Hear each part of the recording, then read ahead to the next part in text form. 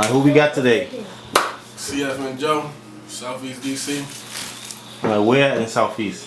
From 41st, Boston, DC. That's over there by the Johnny Boys off of 7th Avenue. Yes, sir. Born and raised? Yes, sir. 100%. So how was your childhood like growing up around here? It was cool. It wasn't crazy. It wasn't too crazy. You know, we do neighborhoods in DC, so wherever you from, that's where you from. That's who you fight with, who you live with, who you die with, whatever it may be. Any sports, hobbies? Yeah, shit. I played basketball and football growing up. I was cool. I was nice and shit for real. But I played basketball, football. I ain't really do the baseball. I ain't really do the soccer. Just basketball, football. You enjoyed it? What position you played? Fuck yeah, I enjoyed it. Basketball, I played shooting guard, point guard. Football, I played quarterback everywhere I went. I went to Anna. That's in the Southeast.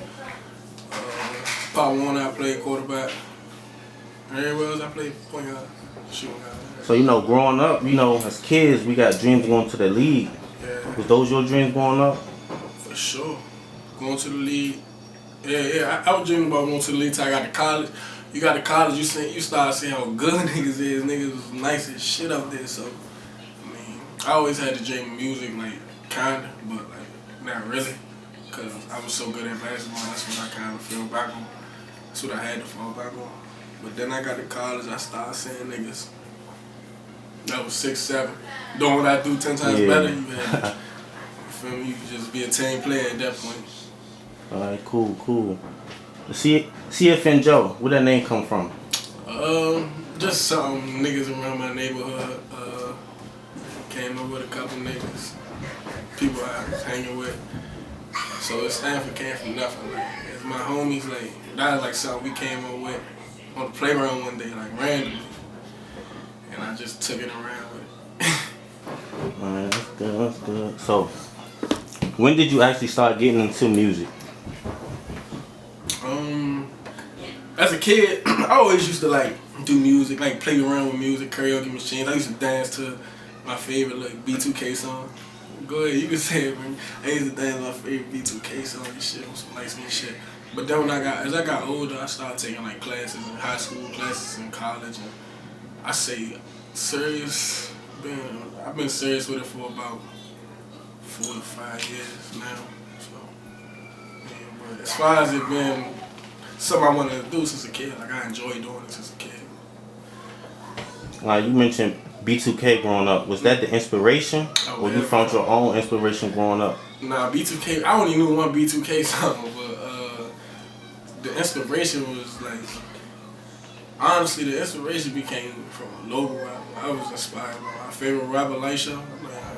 That was my favorite rapper. Yeah, shout out to Light Show. Yeah, growing still to this day, that's my favorite rapper, other than myself. But, I mean, that's like really where the inspiration came from. I think one day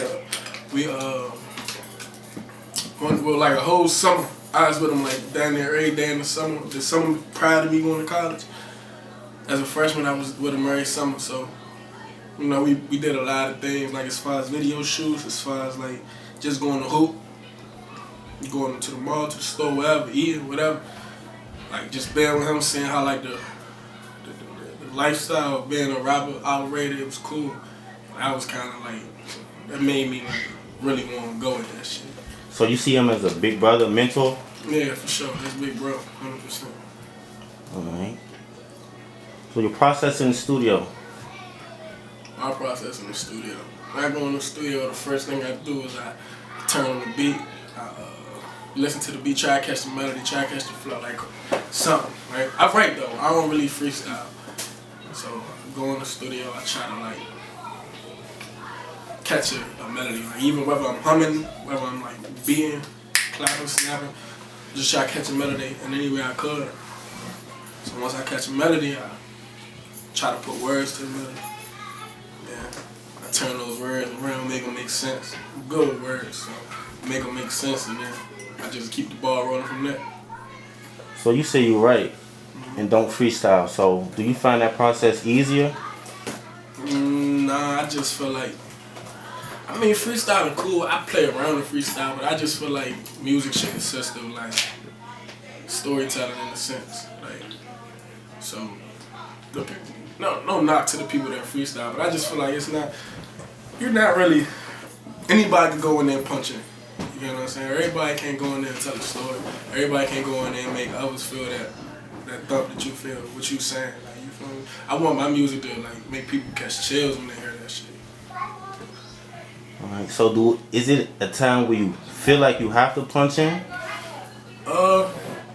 If I'm doing a feature and I've done features in studios where like I ain't really had time to write, so I kind of had to freestyle. But I mean that's the only time I ever really punch in. If I'm doing a feature and we kind of on the time limited schedule, I go ahead and punch in.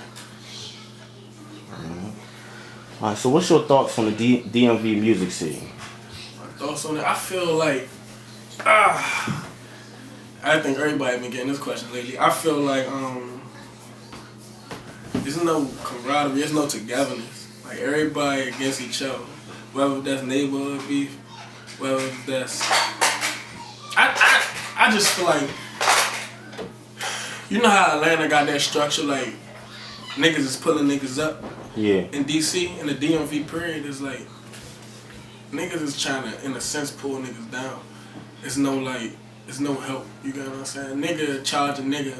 I done had niggas try to charge me 10, 15,000 features in the DMV, and they ain't even smacking 100,000 views. You know what I'm saying? So I feel like it ain't. Instead of niggas worrying about the money, they need to worry about building a foundation as an area.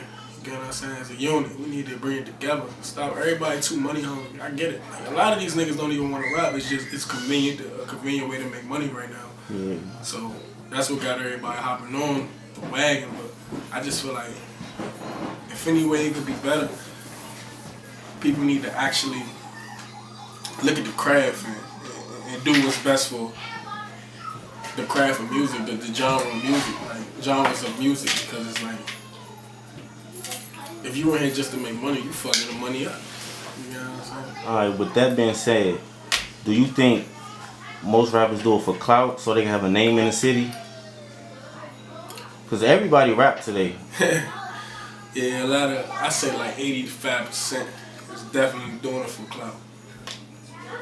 85%. So the DMV flow, what's your take on that? The that flow? Yeah. That shit is like I don't fuck with it. You don't never hear me fucking with it. But that ain't to knock nobody else. That just ain't my feng shui. I ain't really into that type of shit. It's everybody sound like that. Everybody say the same. Everybody got the same bump. They just taking words out and putting other words in. That's it. That's every song. Every nigga in the DMV is using that flow. It was good for a while lasting. So. Alright, so earlier you said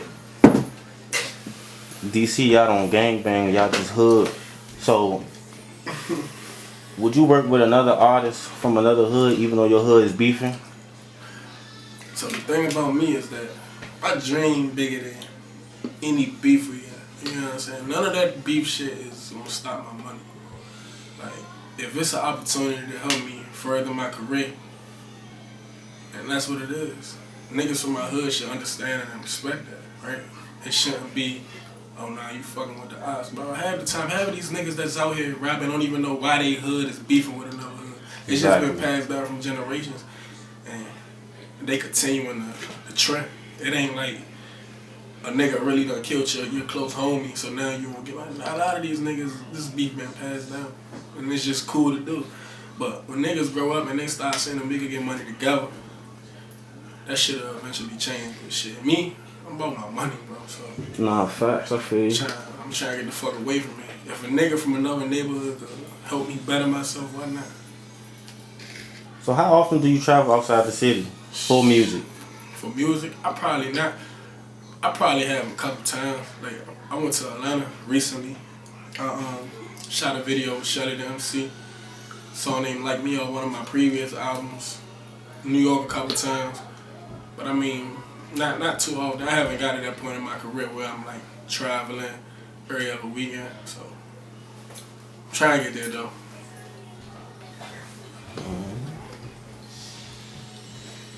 So album. Got an album. We got a date for it coming January, right? Yeah, so we gonna drop the jump. My birthday January 7th, so we gonna go up. We gonna drop it on the 7th. That's a Friday. The album gonna be called Kodak Moment. I ain't telling nobody that either, so that's the first place I'm telling people that. It's gonna be called Kodak Moment. Got a couple features on there. Light Show should be on there. That nigga Paco. I got another song with that nigga Paco on there, so we coming. Can we get a 2-3 songs on the track list? 2-3 songs on the track. Let's see. My favorite songs on the track. But the intro gonna be called 90 Seconds. For sure. The Jump with Light Show. I don't know yet. I don't know which Jump with Light Show yet. Because I got Raves in the Hood. That's one. I got, it's a song called Duo. That's 2. So I'm waiting. And there's a possibility to get them on a song called Fashion No. But regardless, all 3 of them songs on there. So that's 4 songs for you. Alright, your videos. Are you hands on, like directing, or you just let the creator go with his flow?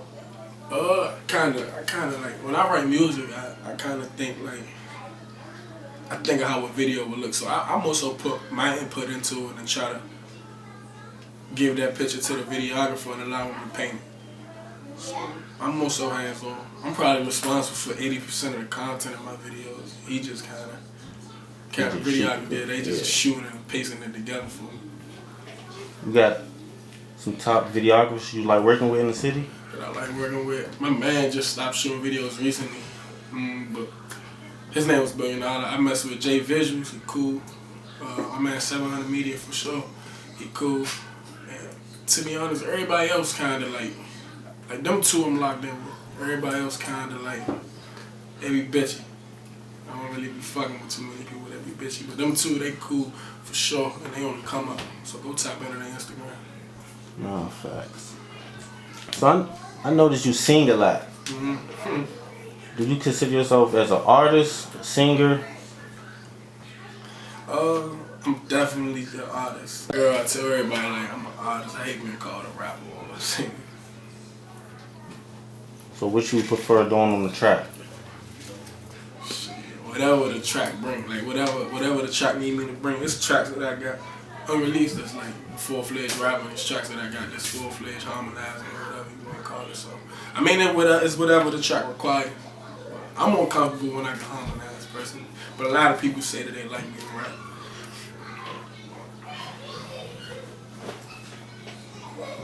The Shetty, the MC video, how was that? It was actually terrible. It was actually very terrible. I went and I shot the video. I spent all this money, right?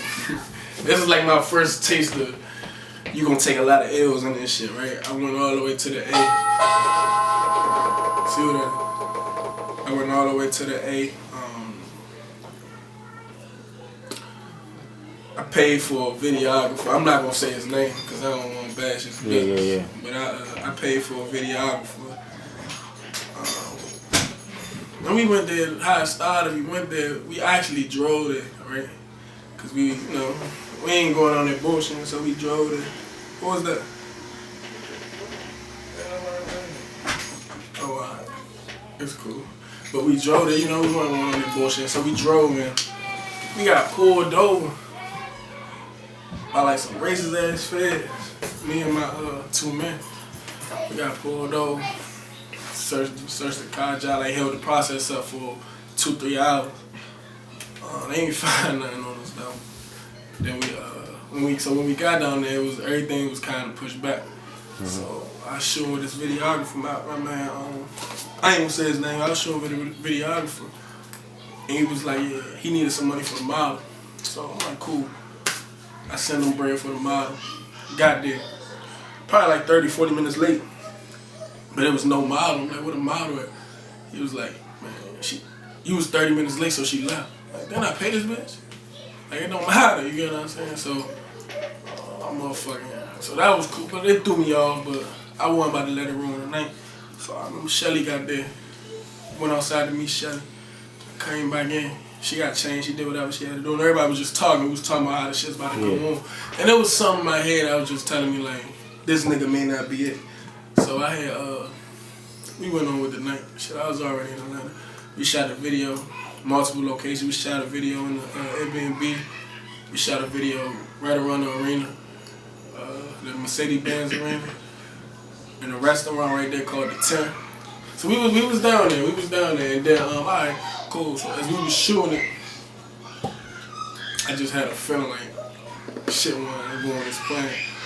But it was cool. So I went on the way. So I flew the nigga back. The nigga came back, right? I gave him bread to fly back or whatever. The videographer. And it took him like 2-3 weeks to send me any clip, anything back.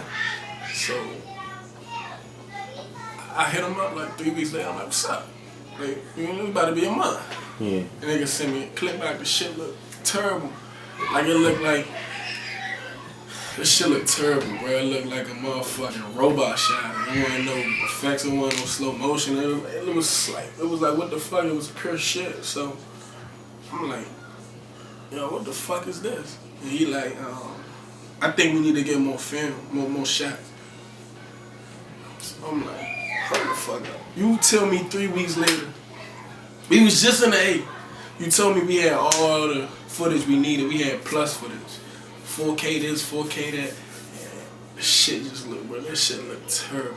Like 100%. So, you know, we was gonna shoot some more shit. Shelly had came back here. Cause you know she friend. She came back here and we was gonna shoot some more shit. So I go to her, I'm like, alright, I'm gonna meet you. Meet the cameraman. He already paid him full and all this. Right? Yeah. So I'm like, I'm gonna meet the cameraman. I'm gonna meet you this, that, and the third. The nigga sent me, he was like, matter of fact, the day we saw the shoot, we already had the established plan, we was gonna be out Tyson's Corner. The nigga told me my car not running. This is 30 minutes before the shoot. My car not running. Can you meet me here? The location was 2 hours away.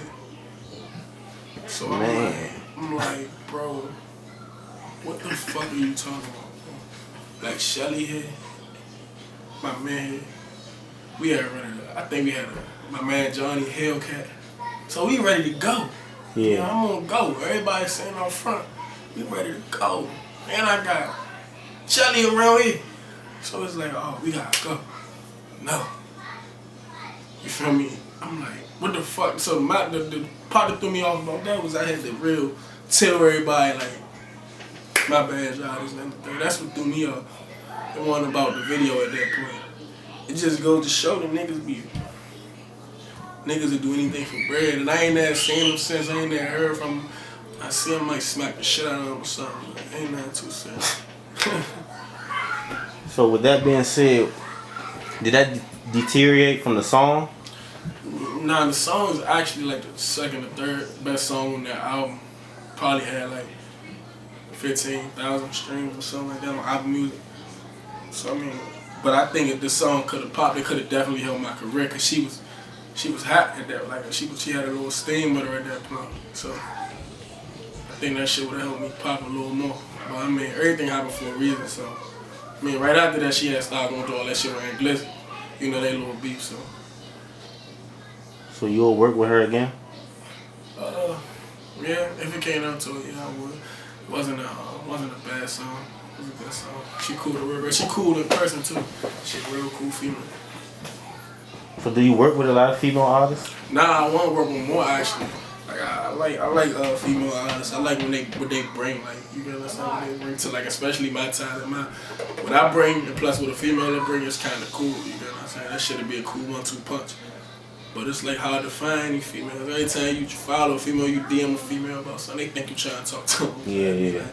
So would you prefer a single rap? Female? Yeah. I hate when female, I'm gonna say this. I hate when female rappers rap like niggas.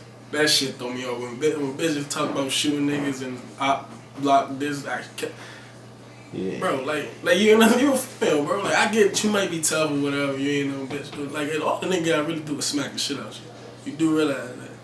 So I mean, I hate that. That's like, so not the hood, the typical hood girl. Somebody like Megan Thee Stallion. Cardi B.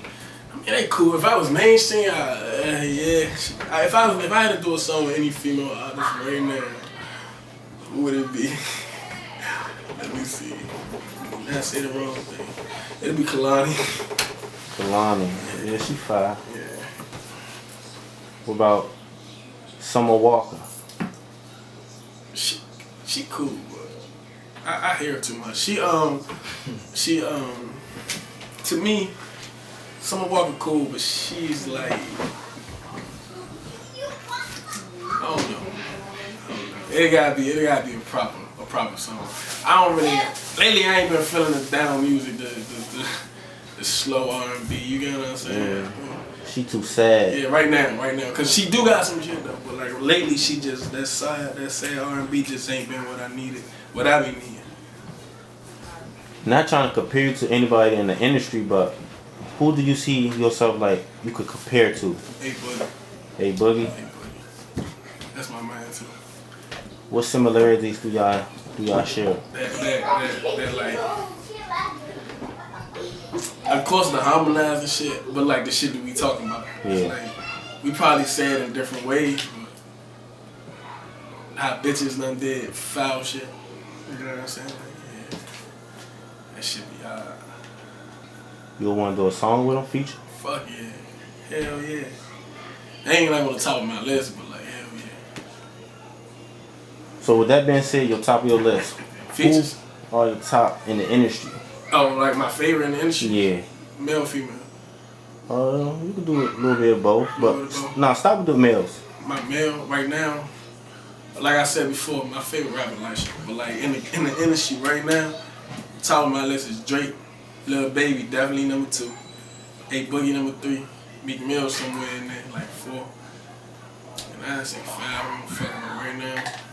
I'm fucking with the Philly nigga, Young K. He cool.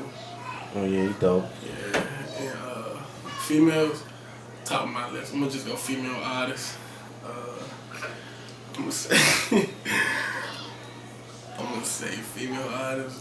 Riri, she up there somewhere. I ain't saying she number 1. There's no specific order. Riri, of course, Queen B, Beyonce up there. Cardi B up there. Megan Thee Stallion up there. Quayle Ray up there too. I say like right now, like that's my top. If I had to go with the top 5, that's right now. That's what it would be. So back to the males. No Lil Durk, no YB. Not my top 5. I ain't really on Durk like that. Durk cool though. He cool though.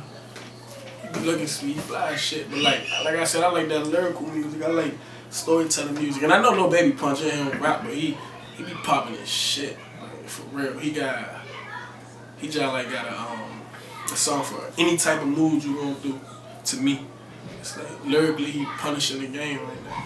So that's why they don't Lil Durk. It's just like I don't know. Lil Durk don't really give me that. He be on the he really is the voice of the street. You feel me? A lot of time my music don't even like. I ain't really on the street. We ain't indicting ourselves. Not to say he is or nothing, but I don't really talk about nothing that happen in the streets for real. So I be on them bitches. Alright, so back to the writing process. How long do you sit on a song, or do you think of it that day? I sit on a song for, I would say, I haven't dropped an album in a year, and I got over like 50 recorded songs. That's album ready. So that's probably the longest I ever sung a song or any song. It's been a year, but typically a month, 2, before like a song that's ready. 2 months before I drop it. So with that 50, how's the process to chop them down to make the album? Me and my girl is actually going through that right now. Right, we sitting in the house. We listened to a bunch of songs and we narrowed them down to like. Actually, I'm gonna tell you this. We had an album done like a month ago. We was in New York. And I don't know what happened. I woke up one morning on the way back. I'm not dropping the album. I'm gonna start over. So it's like, and I literally started the whole process over. So I don't. You have 50 songs. You narrow it down to 40. You go 30. You go 20. You choose however many you want to drop from there. But it's hard. It's a hard process. So would you stay independent or sign to a label? If the opportunity was worth it, like if I could have some type of freedom in my contract, I'd definitely sign to a label. Because being independent, you can only do with so much. I mean, You in a sense you doing everything too. You managing your, in a sense you probably have people on your team that's managing shit for you, but you spending your money. Y'all trying to figure it out now as professionals. You know what I'm saying? There'd be a lot of bullshit when it comes to independent people. When you sign to a label, you kind of like networked in. You got people that's been through shit, they know what they doing. I mean, a lot of times you can't really trust it. But if I felt comfortable enough to trust it, I'd probably go the label way. Honestly. Alright. The top DMV rappers, artists. Top DMV artists. Number 1 is definitely Light Show. Number 2, right now, I'm gonna say, I ain't even thinking about this first. Number 2, I'm gonna say Glizzy. I'm gonna say Glizzy. Which one? Shot Glizzy. Can't forget Ant. Number 3, Z Wayne. I'm fucking with Z Wayne. Number 4, I'd say No Savage. Number 5, I fuck with Money Mark. I fuck with Money Mark, cool. Yeah, if I had to go 5, that'd be my 5. Other than Trail at the top, as we know, but I mean, we gonna exclude Trail. He been off the scene for a couple months, a little bit of time, so we exclude Trail. But if I had to go 5, Champagne in there too, somewhere. So that'll be my top. Excluding myself. So I see No Savage going crazy. Did you reach out yet? Or would you want to work with him?